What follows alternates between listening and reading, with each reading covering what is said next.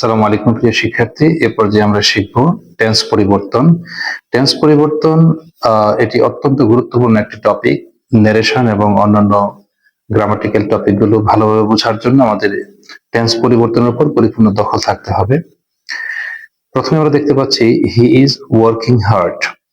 এটি হচ্ছে present continuous tense. He is working hard এটিকে করতে বলা হয়েছে প্রেজেন্ট পারফেক্ট টেন্স। আমরা জানি প্রেজেন্ট পারফেক্ট টেন্সের স্ট্রাকচার হচ্ছে সাবজেক্ট, হ্যাভ, হ্যাজ, এরপর হচ্ছে V3। তাহলে he is working hard, subject এখানে হি দেওয়া আছে। হি যেহেতু থার্ড পারসন সিঙ্গুলার নাম্বার, তাই এর সাথে অবশ্যই হ্যাজ বসবে। হি হ্যাজ ওয়ার্কিং, এটা হচ্ছে মেইন ভার্ব, যার 3 নাম্বার ফর্ম হচ্ছে worked. He has worked hard.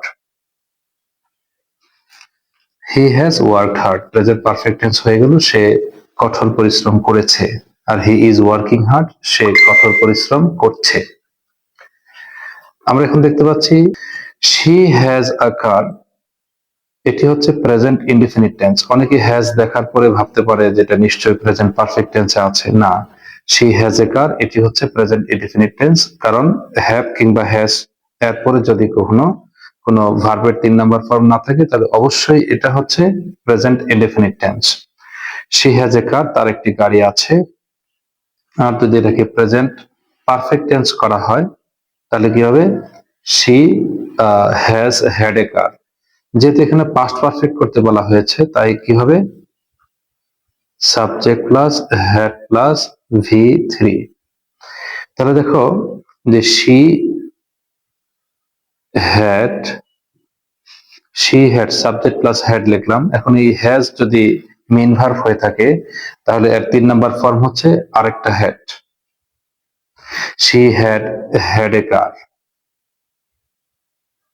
আমরা অনেক সময় ন্যারেশনের ক্ষেত্রে এই জিনিসটা ভুল করে থাকি। She has a car present indefinite tense, এটার পাস্ট পারফেক্ট টেন্স হয়ে গেল শি হ্যাড এ কার, অর্থাৎ সে একটি গাড়ির মালিক হয়েছিল।